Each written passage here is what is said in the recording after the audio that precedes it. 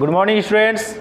हम लोग last time त्रिभुज के गुण के बारे में पढ़े थे और उसके गुण से संबंधित जितना भी पॉइंट था सारा चीज़ के बारे में हम लोग पिछले वाली वीडियो में डिस्कस कर चुके थे। तो त्रिभुज से संबंधित ये दूसरा वीडियो है और इसमें अब हम लोग पढ़ेंगे क्या कि त्रिभुज के प्रकार। तो जैसे यहाँ पे लिखा हुआ है कि त्रिभुज के प्रकार, तो भुजा के आधार पे त्रिभुज 3 प्रकार का होता है और कोण के आधार पे त्रिभुज 3 प्रकार का होता है। तो सबसे पहले यहाँ पे भुजा के आधार पे त्रिभुज का प्रकार।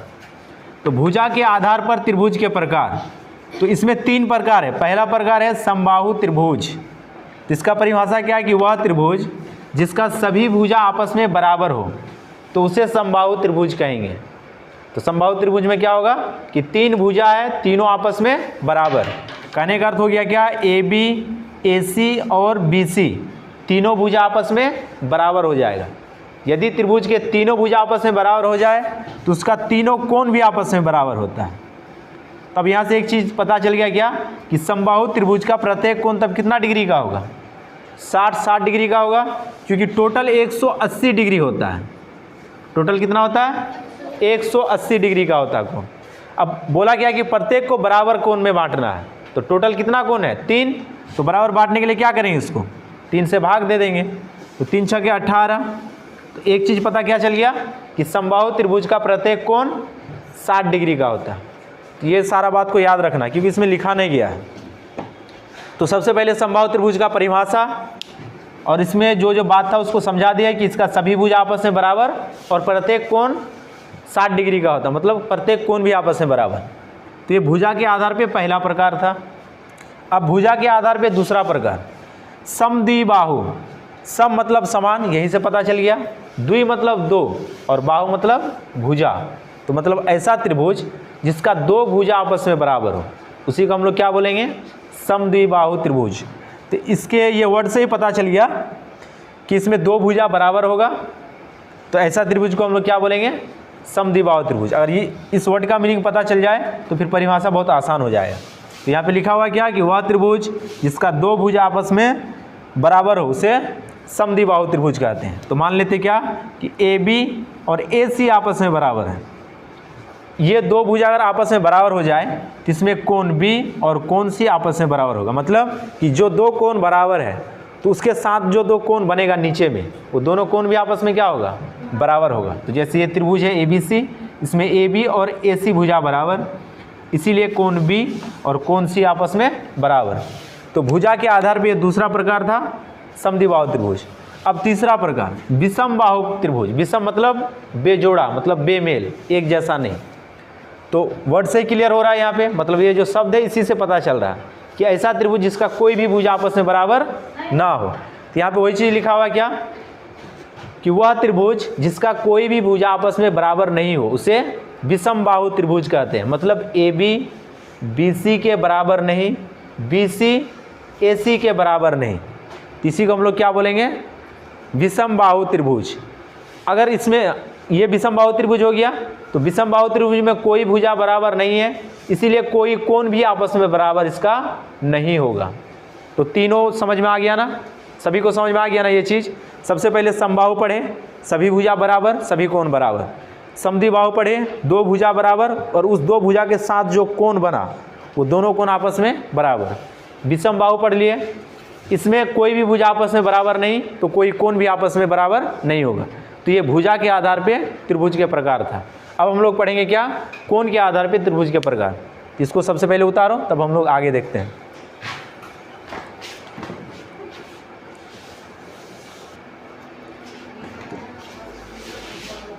तो अब हम लोग यहाँ पे देखेंगे कोण के आधार पे त्रिभुज के प्रकार। इससे पहले हम लोग देखें क्या, भुजा के आधार पे त्रिभुज का प्रकार। तो 3 प्रकार वहाँ पे था। तो कोण के आधार पे भी त्रिभुज 3 प्रकार का है। पहला प्रकार क्या आ गया, न्यून कोण त्रिभुज। तो इसका परिभाषा क्या लिखे कि वह त्रिभुज जिसका प्रत्येक कोण न्यून कोण हो। तो न्यून कोण का परिभाषा क्या था कि वह कोण जिसका मान 0 डिग्री से बड़ा और 90 डिग्री से छोटा हो, ऐसा कोण क्या कहलाता था, न्यून कोण। यहाँ पर कोई भी कोण बैठेगा तो ये 0 से बड़ा होगा लेकिन 90 से छोटा, बराबर भी नहीं है। तो ऐसा कोण क्या कहलाता था, न्यून कोण। अब इसी कोण को त्रिभुज में जोड़ दिए तो ये क्या बन गया, न्यून कोण त्रिभुज बन गया। अब यहाँ पे ध्यान देना कि वह त्रिभुज जिसका प्रत्येक कोण, ऐसा नहीं कि सिर्फ एक ही कोण, इसमें क्या होगा, प्रत्येक कोण न्यून कोण होगा, मतलब प्रत्येक कोण 0 से बड़ा और 90 से छोटा होगा। तो देखो यहाँ पे ABC एक त्रिभुज बना हुआ है, कोण A 80 डिग्री, 90 से छोटा 0 से बड़ा, ठीक है, ये ऐसे होगा, 90 से छोटा और 0 से बड़ा।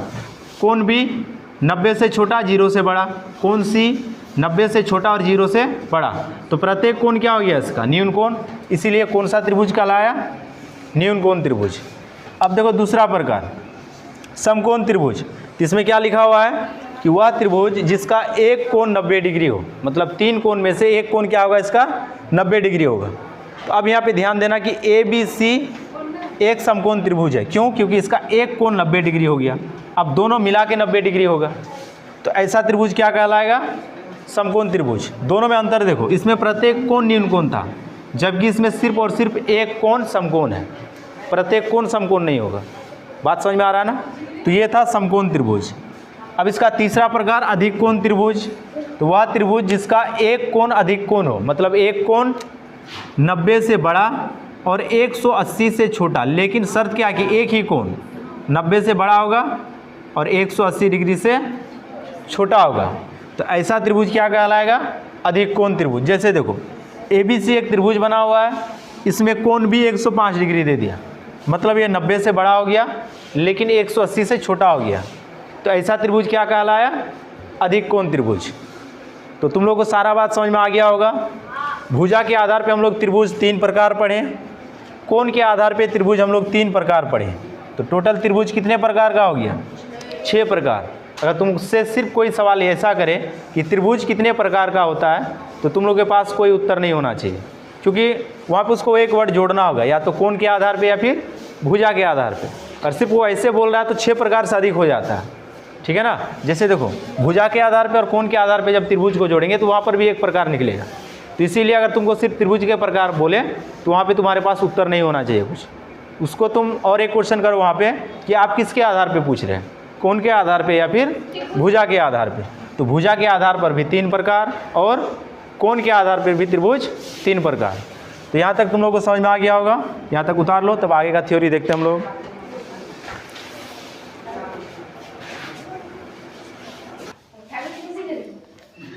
चलो अब आगे का पॉइंट हम लोग डिस्कस करेंगे यहाँ पे। इसमें लिखा हुआ क्या कि त्रिभुज से संबंधित कुछ महत्वपूर्ण तथ्य, मतलब इससे संबंधित बहुत सारा और बात है, और इस चीज़ को हम लोग इस चैप्टर में नहीं जानेंगे तो फिर सवाल नहीं बनेगा। तो सबसे पहला देखो क्या लिखा हुआ है, क्या लिखा हुआ है यहाँ पे, माध्यिका।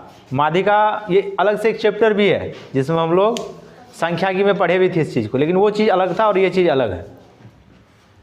तो इसमें लिखा हुआ है क्या कि किसी भी त्रिभुज के कोणों को समद्विभाजित करने वाली रेखा उस त्रिभुज का डैश कहलाता है, मतलब माध्यिका कहलाता है। अब यहाँ पे एक वर्ड आ गया क्या, समद्विभाजित। सम मतलब समान, द्वि मतलब दो, और भाजित मतलब विभाजित करना। तो वर्ड से पता चल रहा है कि किसी भी कोण को विभाजित करने वाली रेखा, किसी भी कोण को 2 बराबर भाग में बांटने वाली रेखा, वही क्या कहलाएगा, माध्यिका। इस वर्ड से ही सारा क्लियर हो गया कि कोई भी त्रिभुज हो उसके कोना को, किसी भी कोना को विभाजित करने वाली जो रेखा होगा, विभाजित मतलब 2 समान भाग में बांटने वाली जो रेखा होगा, वही क्या कहलाएगा, उसका माध्यिका। तो त्रिभुज में 3 कोण है तो माध्यिका कितना हो जाएगा, तब 3 माध्यिका होगा, सीधा सा बात है। 3 कोण से हम लोग 3 माध्यिका डाल सकते हैं।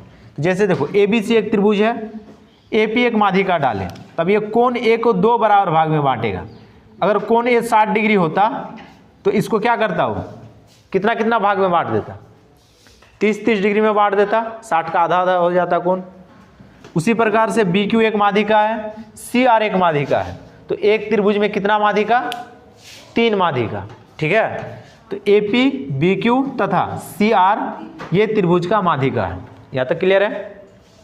दूसरा पॉइंट देखो, लिखा हुआ है यहाँ पे केंद्रक। क्या लिखा हुआ है, केंद्रक। अब इसका परिभाषा देखो, किसी भी त्रिभुज के तीनों माध्यिकाओं को प्रतिच्छेद करने वाली बिंदु को उस त्रिभुज का केंद्रक कहते हैं। अब देखो यही त्रिभुज है, इस त्रिभुज को यहाँ पे बनाए देखो, ABC एक त्रिभुज है, इसका 3 माध्यिका AP, RC और BQ, तीनों माध्यिका एक बिंदु में प्रतिच्छेद हुआ। ये यहाँ पे है ना कि बिंदु, तीनों माध्यिका यहीं से गुजरा है, तो यही बिंदु क्या कहलाता है? केंद्रक। इसी बिंदु का नाम क्या होगा? केंद्रक। कि यहाँ पे तीनों बिंदु जाके, तीनों माध्यिका जाके प्रतिच्छेद करेगा, तो उस बिंदु को हम लोग क्या बोलेंगे? केंद्रक। यहाँ तक समझ में आ गया? अब तीसरा देखो, तीसरा लिखा हुआ है क्या? लंब केंद्र। क्या लिखा हुआ है? लंब केंद्र। इसके बारे में देखो क्या बोल रहा है ये, कि त्रिभुज के तीनों कोनों से खींचा गया लंब के प्रतिच्छेद बिंदु को लंब केंद्र कहते हैं। जिस प्रकार से किसी भी त्रिभुज में 3 माध्यिका होगा, उसी प्रकार से किसी भी त्रिभुज में 3 लंब भी खींच सकते हैं। लंब मतलब 3 ऊंचाई खींच सकते हैं, शीर्ष लंब 90 डिग्री बना के। तो देखो ये त्रिभुज है AP, ये 90 डिग्री बना के एक रेखा खींच दिए। उसी प्रकार से B से Q रेखा खींचे तो Q पे 90 डिग्री बन गया। C से CR रेखा खींचे तो R 90 डिग्री बन गया। लेकिन यहाँ पे ये जरूरी नहीं कि ये दोनों कोण आपस में बराबर होगा। मतलब कि ये जो AP रेखा खींचे, कोण A को ये बराबर भाग में बांटेगा, बराबर भाग में, या फिर नहीं बांटेगा, इससे ये पता नहीं चलता है। ठीक है ना? हो भी सकता और नहीं भी हो सकता है। ठीक है, तो इसीलिए इसके बारे में यहाँ पे कुछ लिखा नहीं गया। अब देखो तीनों बिंदु यहाँ पे आके मिला, तो ये बिंदु क्या कहलाया? लंब केंद्र। तो 2 चीज समझ में आ गया कि अगर माध्यिका का प्रतिच्छेद बिंदु होगा तो केंद्रक, अगर लंब का प्रतिच्छेद बिंदु होगा तो लंब केंद्र। ठीक है, तो किसी भी त्रिभुज में 3 माध्यिका होगा, किसी भी त्रिभुज में 3 लंब होगा, और माध्यिका का प्रतिच्छेद बिंदु केंद्रक कहलाएगा, जबकि लंब का प्रतिच्छेद बिंदु लंब केंद्र कहलाएगा। यहाँ तक समझ में आ गया? चलो अब आगे का पॉइंट में हम लोग डिस्कस करेंगे। यहाँ तक नोट करो सब।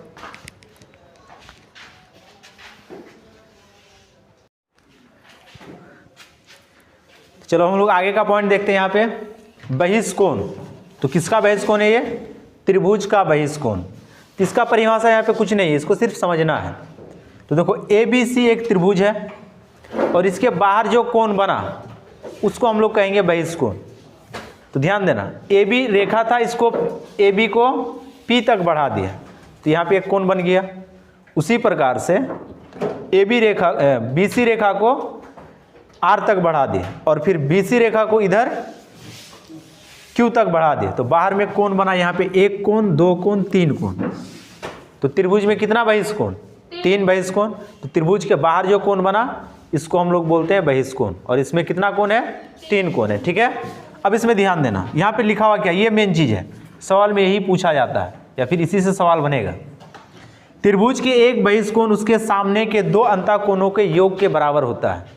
मतलब त्रिभुज में जो बहिष्कोण बना उसके सामने त्रिभुज के अंदर जो 2 कोण है, उसके सामने त्रिभुज के अंदर जो 2 कोण है उसके योग के क्या होता है? वो बराबर होता है। जैसे देखो ये कोण 3 है ना, इसके सामने 2 कोण है। देखो एक कोण A है और एक कोण B है ना। इस 3 के सामने त्रिभुज के अंदर 2 कोण है, एक A है और एक B है। तो इस दोनों को जब जोड़ेंगे तो कोण क्या निकल जाएगा? तीसरा कोण निकल जाएगा, मतलब बहिष्कोण निकल जाएगा। मान लो ये 60 डिग्री है और ये 30 डिग्री है, तब ये वाला कोण कितना डिग्री हो जाएगा? 60 और 30 90 डिग्री। बात समझ में आ रहा है ना? तो सभी के लिए रूल लागू होगा। उसी प्रकार से देखो कोण 1 अगर A है, ये वाला कोण 1 है, तो इसके सामने कोण C और कोण B, तो कोण B और कोण C इसके योग के बराबर हो जाएगा। उसी प्रकार से कोण 2 देखो, कोण 2 के सामने कोण 3 और कोण 1, इस दोनों को जोड़ेंगे तो कोण 2 के बराबर हो जाएगा। तो ये हो गया त्रिभुज के अंतःकोण और बहिष्कोण के बीच संबंध हो गया। बात समझ में आ रहा है ना? अब यहाँ पे एक और सवाल बन रहा है क्या, कि ये चीज़ तो हम लोग को पता है क्या, कि त्रिभुज के अंतःकोणों का योग 180 डिग्री होता है। मतलब अंदर वाला कोण को जब जोड़ेंगे तो तीनों कोणों का योग कितना हो जाएगा? 180 डिग्री। लेकिन देखो त्रिभुज के बहिष्कोणों का योग, मतलब त्रिभुज में बहिष्कोण है ना, तो 3 बहिष्कोण है, तो त्रिभुज के बहिष्कोणों का योग 360 डिग्री होता है। तो ये कैसे आया? देखो अगर इस तीनों को जोड़ दें तो कोण 1 जोड़ कोण 2 जोड़ कोण 3, A कितना बार आएगा जब जोड़ेंगे इसको? तो A 2 बार आएगा, यहाँ पे 1 बार, यहाँ पे 1 बार, तो A 2 बार, B भी 2 बार है, C भी कितना बार है? 2 बार है। तो कोण A जोड़ कोण B जोड़ कोण C गुना 2, गुना में 2 आ गया। अब हम लोग को पता है कि तीनों कोणों को जोड़ेंगे तो इसका कितना पुर जाएगा?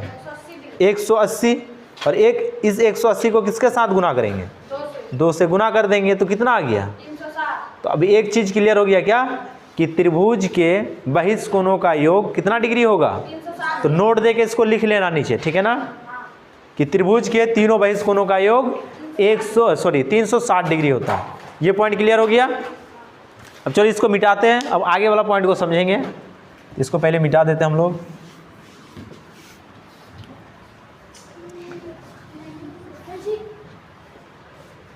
अब देखो अगला पॉइंट, देखो अगला पॉइंट लिखा हुआ है क्या, पाइथागोरस त्रिक। अब इसको समझते हैं हम लोग, ये क्या बोलना चाह रहा है। पाइथागोरस त्रिक इसमें बोल रहा है क्या कि समकोण त्रिभुज के कर्ण का वर्ग उसके आधार तथा लंब के वर्गों के योग के बराबर हो तो उसे पाइथागोरस त्रिक में कहा जाता है। मतलब अगर कोई समकोण त्रिभुज हो, बात समझ में आ रहा है ना, कि अगर कोई समकोण त्रिभुज हो तो उसमें जो सबसे बड़ा भुजा कर्ण होता है, समकोण त्रिभुज का सबसे बड़ा भुजा कर्ण, उसका वर्ग मतलब उसको 2 बार गुना करेंगे और जो 2 भुजा बचा, एक बचा लंब और एक बचा आधार, इसका वर्ग करके जोड़ देंगे। अगर ये बराबर हो जाए तब उसको हम लोग क्या बोलेंगे कि ये पाइथागोरस त्रिक में है। अगर बराबर नहीं हुआ तो पाइथागोरस त्रिक में नहीं होगा। जैसे मान लो कि एक त्रिभुज का भुजा दे दिया 3 सेंटीमीटर, दूसरा भुजा दे दिया 4 सेंटीमीटर, तीसरा भुजा दे दिया 5 सेंटीमीटर। अब सवाल में बोला क्या कि क्या ये पाइथागोरस त्रिक में है या फिर नहीं है। तो क्या करेंगे, इसमें जो सबसे बड़ा वाला भुजा है, तो सबसे बड़ा भुजा कौन है इसमें 5, 5 का वर्ग मतलब इसका 2 गुना बराबर। अब जो 2 भुजा बचा, एक को लंब मानेंगे और एक को आधार मानेंगे। अब इसका वर्ग कर देंगे, तो 3 का वर्ग जोड़ 4 का वर्ग, ठीक है। तो 5 का वर्ग कितना हो गया, 5 गुना 5 25, 3 गुना 3 9, 4 गुना 4 16, तो 25 बराबर कितना आ गया 25। 9 और 16 को जोड़ेंगे तो कितना आ जाएगा 25। अब देखो ये चीज़ कहलाएगा कि ये पाइथागोरस त्रिक में है। तो हम लोग क्या लिखेंगे लास्ट में कि अतः 3, 4 और 5 पाइथागोरस त्रिक में है। अगर ये बराबर नहीं होता तो हम लोग पाइथागोरस त्रिक में इसको नहीं मानते। तो आज के लिए वीडियो को हम लोग यहीं तक एंड करते हैं। अब आगे का जो भी थ्योरी होगा हम लोग नेक्स्ट वीडियो में चर्चा करेंगे। Thank you.